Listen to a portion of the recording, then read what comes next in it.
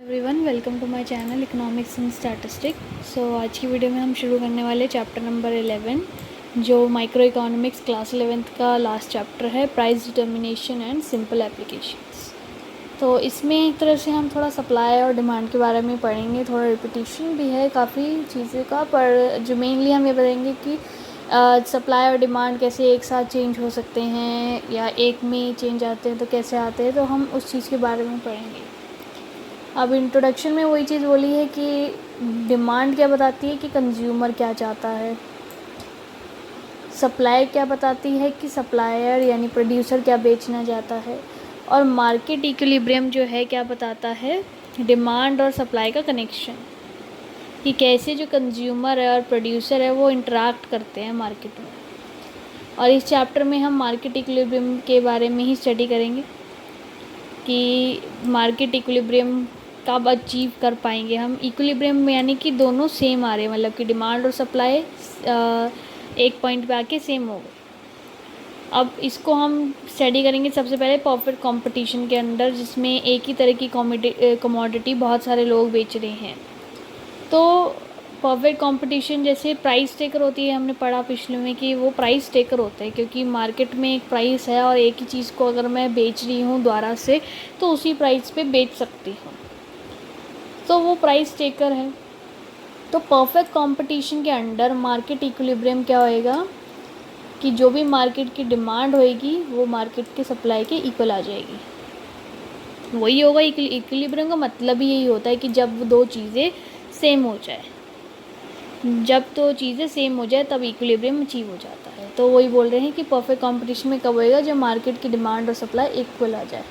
अब market demand क्या होती है कि जितने भी लोग ख़रीद रहे हैं, बायर जितने भी हैं, उन्हें टोटल कर देंगे तो मार्केट डिमांड आ जाएगी। और मार्केट सप्लाई की बात करें तो जितने भी प्रोड्यूसर है बेच रहे हैं एक चीज़ को, तो मार्केट सप्लाई आ जाती है। अब मार्केट डिमांड का स्लोप डाउनवर्ड होता है, क्यों? क्योंकि हमारे को पता है कि नेगेटिव रिलेशन है, प्राइस बढ़ेगा तो डिमांड जो है कम हो जाएगी, ठीक है, और वाइस वर्सा। और जो सप्लाई का होता है वो अपवर्ड स्लोपिंग होता है, क्योंकि हमें पता है कि प्राइस बढ़ेगा तो सप्लाई बढ़ जाएगी, ठीक है। तो ये दो कर्व इस तरीके से क्रॉस में बन जाते हैं। अब मार्केट इक्विलिब्रियम को अचीव करने के लिए इन दोनों को एक पॉइंट पे मिलना होएगा, एक पॉइंट पे ये इक्वल होंगे तभी जाके इक्विलिब्रियम अचीव हो पाएगा। और उस पॉइंट पे प्राइस क्या होगा, वो हमारे इक्विलिब्रियम प्राइस होगा, यानी उस प्राइस पे डिमांड और सप्लाई दोनों बराबर आएगी। अब ऐसे उन्होंने एक शेड्यूल लिया, जैसे ये ठीक है, इसमें प्राइस है, मार्केट डिमांड लिखी है, मार्केट सप्लाई लिखी है, तो इसमें शॉर्टेज और सरप्लस देखेंगे हम। अब इसके बारे में डिस्कस करते हैं। जैसे डिमांड देखें तो जब प्राइस 2 था तो डिमांड 100 की थी और सप्लाई वो 20 ही कर पा रहा था, 20 यूनिट्स। तो इस टाइम पे शॉर्टेज है, 80 यूनिट्स मार्केट में कमी है अभी, क्योंकि लोग तो 100 बोल रहे हैं ना कि भाई हमें 100 पी। मान लो कि हम दुकानदार के पास गए, हमने बोला 100 चॉकलेट दे दो, बोलता नहीं 20 ही है बस, तो वो उसके पास शॉर्टेज है। फिर जब प्राइस 4 रुपये हो गया तो डिमांड तो कम होएगी, डिमांड हो गई 80। सप्लायर ने बोला कि नहीं मेरे पास तो 40 ही है, तो फिर भी शॉर्टेज थी 40 की। फिर जब प्राइस कम हुआ तब मार्केट डिमांड 60 हो गई, हम बोल रहे हैं हमें 60 चाहिए, तो सप्लायर ने भी बोल दी कि हाँ है मेरे पास 60 ले लो, तो अब तो बिल्कुल बराबर बराबर वाली सिचुएशन हो गई। फिर जब प्राइस और बढ़ा तो डिमांड और कम हो गई, तो हमारी डिमांड हो गई कि भाई हमें और कम चाहिए, 40 ही दे दो। तो बोलते हैं हाँ 40 दे देंगे, अब तो हमारे पास 80 है, तो ये तो सरप्लस हो गया, अब तो 40 बच गए बल्कि उसके पास। तो जब पहला क्या कंडीशन बन रही है, पहला जो केस बन रहा है वो है एक्सेस डिमांड, जब डिमांड ज़्यादा है और सप्लाई कम है, फिर एक पॉइंट पे आके वो सेम हो जाते हैं। फिर तीसरे लेवल में सप्लाई ज़्यादा हो जाती है और डिमांड कम हो जाती है। तो ये परफेक्ट कंपटीशन के अंडर हम मार्केट इक्विलिब्रियम को देख रहे हैं। तो हमारा नॉर्मल बनाएंगे हम, demand curve downward sloping, supply curve upward sloping. तो जो फर्स्ट केस था वो ये रहा, जिसमें डिमांड ज़्यादा है और सप्लाई कम है। फिर ये आ गया हमारा सेकंड केस जिसमें इक्विलिब्रियम अचीव कर लिया, और थर्ड केस यानी कि एक्सेस सप्लाई ज़्यादा हो गई और डिमांड कम है। ठीक है, जैसे जैसे प्राइस बढ़ेगा डिमांड तो कम होती जाएगी, राइट। तो हम ये कह सकते हैं कि 6 जो है वो एक इक्विलिब्रियम प्राइस है, क्योंकि उस टाइम पीरियड पे या उस प्राइस पे हमारा डिमांड और सप्लाई दोनों बराबर है, वो इक्विलिब्रियम प्राइस है, ठीक है। तो ये था हमारा परफेक्ट कंपटीशन के अंदर। अब जो मार्केट डिमांड ये जो लिखा है सप्लाई का, इसी पे मिल सकते हैं और किसी पे नहीं मिल रहे हैं किसी भी पॉइंट पे। अब वो बोल रहे why any other price is not an equilibrium, बोलते हैं कि कोई और प्राइस इक्विलिब्रियम क्यों है, 6 ही क्यों है, क्योंकि 6 से ऊपर जा रहे हैं तो सप्लाई ज़्यादा हो जाएगी, 6 से नीचे देखेंगे तो डिमांड ज़्यादा हो जाएगी। देख सकते हैं हम कि 6 से देखेंगे नीचे तो डिमांड ज़्यादा है, ऊपर देखेंगे सप्लाई ज़्यादा है, तो बचा क्या, 6 ही बचा। तो 6 पे ही हम बोलेंगे इक्विलिब्रियम, क्योंकि मीट ही वो एक दूसरे को 6 पे कर रहे हैं। अब ये कुछ पॉइंटर्स इन्होंने बताए हैं मार्केट इक्विलिब्रियम जो हम देख रहे हैं परफेक्ट कंपटीशन के अंडर। पहला कि परफेक्ट कंपटीशन में हमें पता है कि प्राइस टेकर होती है, और जो फर्म प्राइस टेकर होती है, इंडस्ट्री प्राइस बना रही है, मतलब जिसने एक्चुअली उस चीज़ को प्रोड्यूस किया वो प्राइस मेकर है। मान लो पार्ले जी का बिस्किट है, पार्ले जी का बिस्किट 10 रुपये का बनाया उसने, तो वो प्राइस मेकर है, वो 10 का बनाए, 20 का बनाए, कितने का भी बनाए। और जो बाकी फर्म जो उसे बेच रही है वो प्राइस टेकर है, कि जो भी उसने रख दिया उसी में बेचना पड़ेगा हमें, हम ज़्यादा में नहीं बेच सकते, ठीक है। और जो भी फर्म होती है वो एक नॉर्मल प्रॉफिट ही अर्न कर पाती है लॉन्ग रन में, जैसे हमने डिस्कस किया, कोई अब नॉर्मल प्रॉफिट या लॉस नहीं होता। जो कंज्यूमर का डिसीजन है और जो प्रोड्यूसर का डिसीजन है वो मार्केट में ही रहता है, और कुछ फ्री फ्लो होता है प्राइस का, जिसे हम प्राइस मैकेनिज़्म कहते हैं, फ्री फ्लो होता है आराम। और ये एज्यूम किया जाता है कि जो लॉ ऑफ डिमांड और लॉ ऑफ सप्लाई है वो ऑपरेट हो रहा है। ऐसा नहीं है कि मतलब सिचुएशन ऐसी है, हम ये एजम्पशन ली है हमने कि ये फॉलो हो रहा है। हम ये नहीं सोचेंगे भैया ऐसे कैसे फॉलो हो रहा है, बस हम ये एज्यूम करके चल रहे हैं हो रहा है ये फॉलो। जो इक्विलिब्रियम प्राइस है वो एक ऐसा प्राइस है जिस पे डिमांड और क्वांटिटी दोनों इक्वल आ गए हैं, ठीक है। और जो इक्विलिब्रियम प्राइस है उस टाइम पे ना तो शॉर्टेज है ना तो एक्सेस डिमांड सप्लाई है, वो बिल्कुल ऐसा है, बिल्कुल 20 अगर यूनिट मांगी और 20 ही बिक गई, वो एक ऐसा था पॉइंट। इक्विलिब्रियम क्वांटिटी वो क्वांटिटी है जिस डिमांड और सप्लाई की जो इक्वल आ गई है, कि डिमांड भी उतनी की क्वांटिटी कर रहे हैं और सप्लाई भी उतनी की हो रही है, ठीक है। तो इक्विलिब्रियम प्राइस और क्वांटिटी मेन है कि इक्विलिब्रियम प्राइस क्या है, वो प्राइस जिस पे डिमांड और सप्लाई जो है सेम आ जाती है, और इक्विलिब्रियम क्वांटिटी वो क्वांटिटी होती है जब डिमांड और सप्लाई इक्विलिब्रियम प्राइस पे होते हैं, तो वो इक्विलिब्रियम क्वांटिटी कहलाता है। अब एक्सेस डिमांड, जब डिमांड ज़्यादा होती है उस सिचुएशन में क्या होता है, जैसे हमने बात करी कि जब स्टार्टिंग होती है तो प्राइस जैसे जैसे बढ़ाते हैं तो डिमांड कम होती है, पर उस टाइम पीरियड में सप्लाई कम होती है हमारी एज़ कम्पेयर टू डिमांड। जब हमारी डिमांड ज़्यादा है सप्लाई से तो ये एक्सेस डिमांड वाली सिचुएशन है, ठीक है। डिमांड ज़्यादा है सप्लाई से, इसको जैसे हमने ऊपर देखा वैसे सेम ही है, कोई फ़र्क नहीं है, बस इन्होंने एक अलग से टॉपिक बना दिया है, बाकी है बिल्कुल सेम ही सिचुएशन कि जिसमें डिमांड ज़्यादा है और सप्लाई कम है। और ये हमारी कब हो सकती है, जब नीचे वाले हिस्से में, जब हम ये डायग्राम बना रहे हैं तो नीचे वाले ए पार्ट में हम देख सकते हैं इस चीज़ को। और जैसे जैसे प्राइस इंक्रीज़ करता जाएगा तो वो इक्विलिब्रियम अचीव कर लेंगे और उसके बाद एक्सेस सप्लाई आ जाएगी। तो इसमें हम ये बात कर सकते हैं हमें इसमें प्राइस बढ़ाने की ज़रूरत है अचीव करने के लिए इक्विलिब्रियम। और अगर एक्सेस सप्लाई होती है यानी कि ये वाली कंडीशन हो रखी है हमारी, तो क्या है कि सप्लाई ज़्यादा डिमांड कम है सप्लाई से, तो हमें प्राइस जो है वो कम करना पड़ेगा, तब जाके हम इक्विलिब्रियम तक पहुंच पाएंगे। तो कंडीशन देखेंगे, अगर एक्सेस डिमांड हो रखी है तो हम प्राइस बढ़ाते जाएंगे, एक्सेस सप्लाई हो रखी है तो प्राइस कम करते जाएंगे, क्योंकि हमें इन टर्न किसको अचीव करना है, इक्विलिब्रियम अचीव करना है, ठीक है।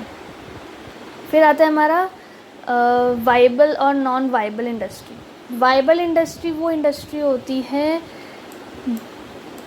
सप्लाई कर्व, जिसका जो सप्लाई कर्व और डिमांड कर्व है वो इंटरसेक्ट करता है पॉजिटिव एक्सिस पे, पॉजिटिव एक्सिस पे इंटरसेक्ट करता है, मतलब इंटरसेक्ट कर रहा है। एक तरह से हम ये कह सकते हैं कि वाइबल इंडस्ट्री वो है जिसका डिमांड और सप्लाई कर इंटरसेक्ट करता है, जिसे हम देख सकते हैं इंटरसेक्ट कर रहा है, जैसे हम ऊपर डिस्कस कर रहे थे इंटरसेक्ट कर रहा था। नॉन वाइबल इंडस्ट्री वो होती है जिसमें जो सप्लाई और डिमांड का है वो कभी इंटरसेक्ट करता ही नहीं है। पॉजिटिव एक्सिस उन्होंने लिख रखा है कि वैसे तो वो पॉजिटिव होएगा ही, नेगेटिव में हमारा जाता ही नहीं, पॉजिटिव ही रहता है, तो इसीलिए वो हमारा कभी भी मीट नहीं हो रहा है। जैसे हम ये डायग्राम में देखते हैं, इसमें कभी मीट हो ही नहीं रहा है वो, ठीक है। जैसे सप्लाई कर्व है, डिमांड कर्व है, ये कभी मीट होएगा ही नहीं, राइट। तो आगे चलते हैं हम। आगे हमारा क्या है, इफ़ेक्ट्स ऑफ चेंज, मतलब कि डिमांड में चेंज और सप्लाई में चेंज की वजह से इक्विलिब्रियम में कैसे चेंज आ रहा है, ठीक है। अभी तक तो हमने प्राइस की वजह से डिमांड और सप्लाई में चेंज देखा था ना, अभी हम देखेंगे डिमांड और सप्लाई के चेंज की वजह से मार्केट में क्या चेंज आता है। मार्केट इक्विलिब्रियम जो है हमारा, तो कोई भी चेंज आता है अगर मान लो डिमांड में सप्लाई में, तो शिफ्ट होता है, डिमांड कब जो है या सप्लाई कब, दोनों में शिफ्ट होता है, और उनका इक्विलिब्रियम प्राइस और इक्विलिब्रियम क्वांटिटी जो है वो भी चेंज हो जाती है। ऑब्वियस ये बात है, अगर हमारा कोई भी चेंजेस आता है डिमांड और सप्लाई में, तो हमारे इक्विलिब्रियम में भी चेंजेस ही आ जाएगा। अब ये तो रीजंस थे जो हमने पहले चैप्टर्स में डिस्कस कर रखे कि डिमांड और सप्लाई में शिफ्ट क्यों होता है, ठीक है। डिमांड और सप्लाई में शिफ्ट किया है, ये हमने पढ़ा हुआ है पहले पिछले चैप्टर्स में कि डिमांड में क्यों चेंज आता है, क्योंकि change in price of commodity हो रहा है, चेंज इन सब्स्टिट्यूट हो रहा है, चेंज इन इनकम हो रहा है, change in taste and preferences, expectation of, मतलब चेंज हो रही है कि हो सकता है फ्यूचर में प्राइस बढ़ रहा है, कम हो रहा है, पॉपुलेशन में चेंज आ रहा है, और ऐसे ही सप्लाई के हमने पढ़े हैं। अब बहुत सारे केसेस है जो चेंज या हम कह सकते हैं शिफ्ट जो हो रहा है डिमांड में सप्लाई में इक्विलिब्रियम प्राइस पे के ऊपर। तो चेंज इन डिमांड में अगर हम बात करें तो इंक्रीज़ इन डिमांड और decrease in demand. Change in supply में अगर हम बात करें तो increase in supply, decrease in supply, और ये हम सारे एक साथ पढ़ते जाएंगे, मतलब ये एक फ़्लो चार्ट दिया हुआ है, अभी हम इसके बारे में पूरा डिटेल पढ़ेंगे इन केसेस के बारे में। तो पहले हमारा चेंज इन डिमांड है, तो इसके बारे में पढ़ते हैं। अब डिमांड बढ़ रही है, डिमांड बढ़ रही है, यहाँ देख सकते हैं हम, सप्लाई का कुछ नहीं है, सिर्फ डिमांड। पहले हम देख रहे हैं कि डिमांड बढ़ रही है, सप्लाई वहीं की वहीं है, डिमांड जैसे नॉर्मली हम बनाते हैं, ये हमारा डिमांड कब हो गया, ये हमारा सप्लाई कब हो गया। अब डिमांड जो है वो बढ़ गई, तो हमारा इक्विलिब्रियम भी तो शिफ्ट हो गया ना, ई पे था अब इवन पे आ गया, ई पे था इवन पे आ गया, तो यानी कि अब प्राइस बढ़ गया है और क्वांटिटी भी बढ़ जाएगी, ठीक है। प्राइस भी बढ़ गया है और क्वांटिटी भी बढ़ गई है, दोनों चीज़ें बढ़ गई है, सप्लाई उतनी रही। डिक्रीज़ इन डिमांड में क्या है, हमारा ई से ई नीचे की तरफ शिफ्ट हो गया है, नीचे की तरफ शिफ्ट हो गया है, क्योंकि डिमांड नीचे शिफ्ट होएगी, लेफ्टवर्ड शिफ्ट होएगी, तो फिर क्या हो जाएगा, हमारे इक्विलिब्रियम भी लेफ्टवर्ड शिफ्ट हो जाएगा। इस केस में प्राइस कम हो जाएगा और क्वांटिटी भी कम हो जाएगी, जैसे हम देख सकते हैं कम हो रही है, ठीक है। दोनों चीज़ें क्या है, फॉल कर जाएगी। अब ऐसे ही चेंज इन सप्लाई होता है, जिसमें क्या होएगा, डिमांड वहीं की वहीं है पर सप्लाई में चेंज हो रहा है, सप्लाई का राइट शिफ्ट कर रही है, राइट शिफ्ट कर रही है, तो हम क्या देख सकते हैं, प्राइस कम हो रहा है और क्वांटिटी बढ़ रही है। लिख देते हैं एक बार, बाद में याद रहेगा कि यहाँ पर क्या, जब इंक्रीज़ इन डिमांड हो रहा था दोनों ही बढ़ रहे थे, प्राइस भी बढ़ रहा था, डिमांड भी बढ़ रही थी, और जब डिक्रीज़ इन डिमांड हो रहा था दोनों ही कम हो रहे थे, प्राइस भी कम हो रहा था और डिमांड भी कम हो रही थी। पर जब सप्लाई में बढ़ा, जब सप्लाई बढ़ी सिर्फ, तो प्राइस कम हो गया और क्वांटिटी बढ़ गई। और डिक्रीज़ इन सप्लाई में क्या होगा कि हमारा प्राइस जो है बढ़ जाएगा और सप्लाई जो है, क्वांटिटी सप्लाइड जो हम कह रहे हैं वो कम हो जाएगी। जैसे हम देख सकते हैं कि ये लेफ़्टवर्ड शिफ्ट हुआ तो प्राइस ऊपर की तरफ यानी बढ़ गया, और जो क्वांटिटी सप्लाइड थी वो लेफ़्ट मतलब पीछे की तरफ हो गई यानी कम हो गई, ठीक है। तो ये मेन चीज़ें हैं, हमें देखनी है। पैराग्राफ वगैरह ऐसा कुछ खास नहीं है हमारा, मेनली हमारा क्या है, ये फिगर है और इस फिगर को हमें इंटरप्रेट करना है। ठीक है। और इस पॉइंट पे हमारी डिमांड ज़्यादा हो जाएगी as compare to excess demand हो जाएगी हमारी, और इसमें हमारी एक्सेस सप्लाई ज़्यादा ही सप्लाई हो रही है। ठीक है।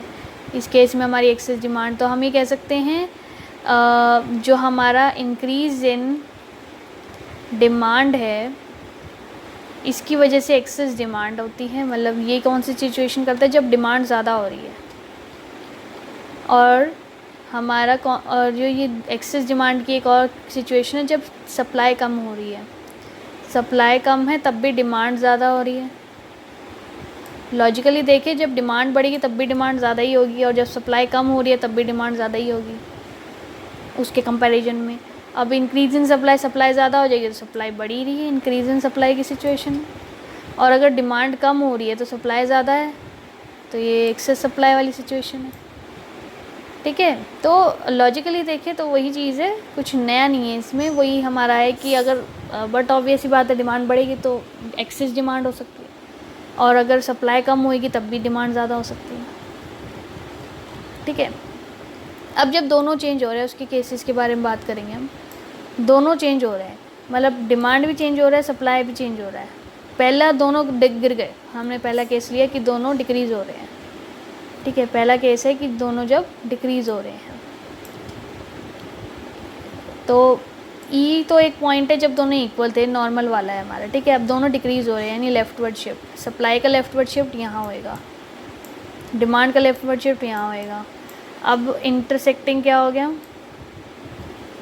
E1 आ गया, यानी कि प्राइस पे तो कोई इफ़ेक्ट नहीं पड़ा पर क्वांटिटी चेंज कम हो गई। प्राइस पे कोई इफ़ेक्ट नहीं पड़ा पर जो क्वांटिटी थी वो हमारी कम हो गई। क्वांटिटी जो है डिमांडेड और सप्लाइड वो कम हो गई दोनों। अब ये पहला केस था, मतलब कि इसके केसेस है, जब दोनों कम हो रहे हैं ना तो इसके केसेस है। पहला कि प्राइस में चेंज ही नहीं आया, जैसे हम देख सकते हैं यहाँ पर। दूसरा कि वो इस तरीके से शिफ्ट हुआ, ये बहुत, जैसे कि यहाँ पर देख सकते हैं इक्वली शिफ्ट हुए हैं। जितना डिमांड कम हुई है उतना ही सप्लाई कम हो गई है। ठीक है। जितना डिमांड कम हुई है उतना ही सप्लाई कम हो गई है। पर अगर डिमांड ज़्यादा कम हो जाए सप्लाई से, जैसे हम देख सकते हैं डिमांड बहुत ज़्यादा शिफ्ट कर गई है, डिमांड बहुत ज़्यादा शिफ्ट कर गई है और सप्लाई इतना नहीं करी है, तो इस केस में क्या होएगा, प्राइस भी गिर गया है और क्वांटिटी सप्लाइड और डिमांडेड तो बहुत ही ज़्यादा गिर गई है, तो दोनों ही फॉल कर जाएंगे। ठीक है। दोनों ही फॉल कर जाएंगे और क्वांटिटी डिमांडेड और सप्लाइड तो बहुत ज़्यादा फॉल करेंगे। अब जो डिक्रीज़ इन सप्लाई है वो ज़्यादा हो गया, मान लो डिमांड थोड़े से ही कम हुई पर सप्लाई ज़्यादा कम हो गई, तो इस केस में देखो इक्विलिब्रियम यहाँ आ रहा है, जिसका मतलब प्राइस तो बढ़ जाएगा और क्वांटिटी जो है डिमांडेड और सप्लाई वो तो हमारी कम ही होगी। ठीक है। तो इसीलिए जो हमारे डिक्रीज़ इन डिमांड और सप्लाई है उसमें क्या हमारे को समझ आया कि पहला, जब प्राइस में कोई चेंज नहीं आया पर क्वांटिटी कम हो गई, बिकॉज़ दोनों ही इक्वल अमाउंट से डिक्रीज़ हुए थे।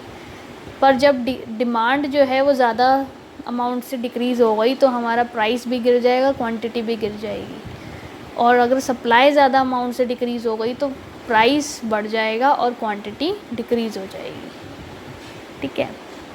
अब आता है हमारा इंक्रीज़ का केस। इंक्रीज़ में भी सेम ही चीज़ है, 3 केस बनेंगे जब इंक्रीज़ दोनों एक बराबर हो रहे हैं, जब डिमांड ज़्यादा इंक्रीज़ हो गई, सप्लाई कम इंक्रीज़ हुई, और तीसरा जब डिमांड हमारी कम इंक्रीज़ हुई, सप्लाई ज़्यादा इंक्रीज़ हो गई। तो पहला आ गया इक्वल वाला केस कि डिमांड और सप्लाई दोनों बराबर बराबर बढ़ गए, डिमांड भी बढ़ गई, सप्लाई भी बढ़ गई विद इक्वल रेट, तो प्राइस में कोई चेंज नहीं आएगा, प्राइस में तो कोई चेंज ही नहीं आएगा, पर क्वांटिटी जो है वो बढ़ जाएगी, क्वांटिटी डिमांडेड और सप्लाई बढ़ जाएगी पर प्राइस में कोई चेंज नहीं आया। पर अगर डिमांड ज़्यादा कर दी लोगों ने, डिमांड ज़्यादा इंक्रीज़ हो गई, जितना सप्लाई इंक्रीज़ हो रही थी तो डिमांड ज़्यादा इंक्रीज़ हुई, देखो हमने ज़्यादा इंक्रीज़ करी, सप्लाई हमने थोड़ी इंक्रीज़ करी, तो इसके अंदर हम देख सकते हैं कि प्राइस बढ़ जाएगा और सप्लाई जो है वो भी बढ़ जाएगी। सप्लाई इन द सेंस ये क्वांटिटी डिमांडेड और सप्लाई हमारी बढ़ जाएगी। और अगर डिमांड कम इंक्रीज़ हुई, मतलब इतना इंक्रीज़ नहीं हुई थी डिमांड और सप्लाई बहुत ही ज़्यादा इंक्रीज़ हो गई, तो हमारा जो है प्राइस कम हो जाएगा और क्वांटिटी जो है वो ज़्यादा सप्लाई और डिमांड होगी। अब इसका क्यों होता है ऐसा, हम क्यों बोल रहे हैं कि ऐसा कैसे हो गया? अब जब दोनों बराबर बराबर ही बढ़ेंगे तो क्या होएगा कि प्राइस पे कोई इफ़ेक्ट नहीं पड़ेगा। पर अगर डिमांड ज़्यादा है, किसी एक प्रोडक्ट की अगर डिमांड ज़्यादा होएगी तो क्या होता है, सप्लायर जो है प्राइस बढ़ा देता है उसे कंट्रोल करने के लिए, ताकि लोग बल्क वगैरह में न ख़रीदे, जितना ज़रूरत है उतना ही ख़रीदे। और या फिर उसके पॉइंट ऑफ व्यू से सोचे तो प्रॉफिट गेन करना चाहता है, क्योंकि डिमांड इतनी ज़्यादा है ना। और अगर डिमांड कम है, सप्लाई बहुत ज़्यादा हो गई, भैया वो स्टॉक करके क्या करेगा इतना सारा सामान, तो वो कम प्राइस में निकालना शुरू कर देता है। इसीलिए अगर हम रियल लाइफ एग्जांपल से कनेक्ट करेंगे तो हमें और अच्छे से याद रहेगा, ठीक है। फिर हमारा आता है डिमांड डिक्रीजेज और सप्लाई इंक्रीजेस। डिमांड डिक्रीज़ हो रही है, सप्लाई इंक्रीज़ हो रही है। अब इसमें भी 3 केस बनेंगे हमारे, दोनों बराबर बराबर हो रहे हैं, मतलब जितने से डिमांड कम हुई सप्लाई उतने से बढ़ गई, जितने से डिमांड कम हुई सप्लाई उतने से ही बढ़ गई। तो अब इस केस में क्या है, क्वांटिटी तो सेम ही रही, प्राइस कम हो गया, क्वांटिटी बिल्कुल हमारी इस पर कोई इफ़ेक्ट नहीं पड़ा, ये तो बिल्कुल सेम रही, ठीक है। डिमांड बढ़ गई, डिमांड कम हो गई और सप्लाई बढ़ गई। अब डिमांड ज़्यादा कम हो गई, कुछ ज़्यादा ही डिमांड कम हो गई है, सप्लाई हमारी बढ़ गई, तो इस केस में क्या होएगा, प्राइस कम हो जाएगा और क्वांटिटी जो डिमांडेड और सप्लाइड है वो भी कम हो जाएगी। देख सकते हैं प्राइस भी कम हो गया और क्वांटिटी सप्लाइड भी कम हो गई है, ठीक है, क्वांटिटी सप्लाइड भी कम हो गई है। फिर हमारा आता है डिक्रीज़ इन डिमांड, मतलब डिक्रीज़ इन डिमांड क्या है, कम, इतनी ज़्यादा नहीं कम हुई, पर सप्लाई बहुत ज़्यादा बढ़ा दी इन्होंने, ठीक है। थोड़ा सा ही डिक्रीज़ आया था डिमांड में, सप्लाई इन्होंने बहुत ज़्यादा बढ़ा दी, तो इस केस में क्या है, प्राइस कम हो गया और क्वांटिटी जो है डिमांडेड सप्लाइड वो बढ़ गई, ठीक है। प्राइस तो कम हो गया और क्वांटिटी डिमांडेड सप्लाई जो है वो बढ़ गई और हमें एक न्यू इक्विलिब्रियम मिला E1, ठीक है। तो इस तरीके से हम देख सकते हैं कि कैसे ये चेंजेस आ रहे हैं। अगर मान लो कि मेरी थोड़े से ही डिमांड कम हुई थी और मैंने सप्लाई बढ़ा दी, उतने से ही बढ़ा दी, तो कोई इफेक्ट, बस प्राइस कम करना पड़ेगा हमें, तभी बिक पाएगी हमारी, प्राइस कम करना पड़ेगा तभी हमारी क्वांटिटीज़ जो है बिक पाएगी, क्योंकि डिमांड कम हो गई है, सप्लाई तो हमने बढ़ा दी है। जब भी सप्लाई बढ़ेगी प्राइस तो कम होगा ही होगा, तभी चीज़ बिकेगी। और ये तो डायरेक्ट, ये हम ये नहीं कहेंगे कि जैसे प्राइस बढ़ेगा तो सप्लाई, जैसे एक रिलेशन, हमारा एक डायरेक्ट रिलेशन होता है कि प्राइस बढ़ेगा सप्लाई बढ़ जाएगी, प्राइस कम होएगा सप्लाई कम हो जाएगी। पर जब इसके केस में हम बात कर रहे हैं तो जहाँ हम देख सकते हैं जब सप्लाई कम हो रही है तो हमारा क्या होएगा, प्राइस जो है कम हो जाएगा और क्वांटिटी पे इफ़ेक्ट, मतलब प्राइस तो हमेशा कम ही हो रहा है, बस ये इफ़ेक्ट पड़ता है कि कितना क्वांटिटी पे इफ़ेक्ट पड़ेगा। लाइक अगर दोनों बराबर बराबर हो रहे हैं तो क्वांटिटी पे कोई इफ़ेक्ट ही नहीं पड़ेगा। अगर डिमांड ज़्यादा कम हो जाती है तो क्वांटिटी कम हो जाएगी, डिमांडेड और सप्लाइड।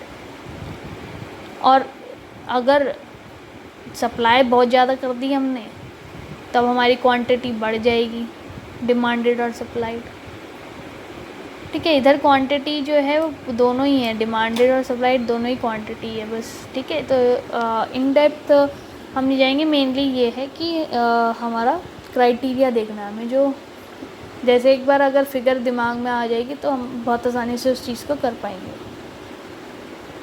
फिर हमारा डिमांड इंक्रीज़ हो रही है, सप्लाई डिक्रीज़ हो रही है, डिमांड इंक्रीज़ हो रही है और सप्लाई डिक्रीज़ हो रही है। अगर दोनों बराबर बराबर ही हो रहे हैं, बराबर बराबर हो रहे हैं तो क्वांटिटी क्या है,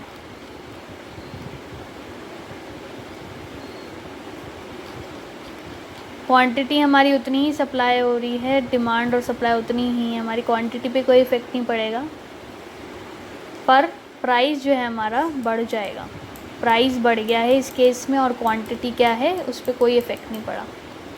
अगर डिमांड ज़्यादा हो गई, डिमांड ज़्यादा जो है इंक्रीज़ हो गई पर सप्लाई इतनी डिक्रीज़ नहीं हुई है, तो क्या होएगा, प्राइस बढ़ जाएगा, बहुत ज़्यादा बढ़ जाएगा प्राइस। और क्वांटिटी डिमांड और सप्लाई थोड़ा कम ही बढ़ेगी, इतनी नहीं बढ़ेगी। और अगर डिमांड जो बढ़ी है वो बहुत कम बढ़ी है पर सप्लाई बहुत ज़्यादा डिक्रीज़ हो गई, तो इसमें भी प्राइस जो है वो बढ़ जाएगा पर क्वांटिटी जो है डिमांडेड और सप्लाइड वो कम हो जाएगी। ठीक है, इसमें जब भी हमारे दो ऑल्टरनेटिवली रिलेशन हो रहे हैं कि एक बढ़ रहा है कम हो रहा है, तो प्राइस में तो हमारा एक ही तरीके का चेंज आ रहा है कि जैसे प्राइस में अगर हम बात करें, अगर डिमांड डिक्रीज़ हो रही है और सप्लाई इंक्रीज़ हो रही है तो प्राइस हमारा गिर रहा है तीनों केसेस में। और यहाँ पर अगर डिमांड बढ़ रही है और सप्लाई डिक्रीज़ हो रही है तो प्राइस बढ़ रहा है तीनों केस में। बस डिफरेंस किस में आ रहा है, क्वांटिटी पे, क्वांटिटी पे क्या डिफरेंस है। ठीक है, तो आज हम यहाँ तक ही करेंगे। नेक्स्ट क्लास में हम स्पेशल केसेस के बारे में पढ़ेंगे कि स्पेशल केसेस क्या है। और इसके पिछली वीडियोस आप देख सकते हैं यूट्यूब चैनल पे। इसके पीछे के सारे चैप्टर्स की वीडियोस और नोट्स अगर आपको चाहिए तो वो गूगल क्लासरूम पे है, जो चैनल के डिस्क्रिप्शन पे है। कोई डाउट आता है तो आप कमेंट सेक्शन में पूछ सकते हैं। वीडियो अच्छी लगी है तो प्लीज़ लाइक करें, सब्सक्राइब करें और शेयर करें अपने फ्रेंड्स के साथ। Thank you everyone.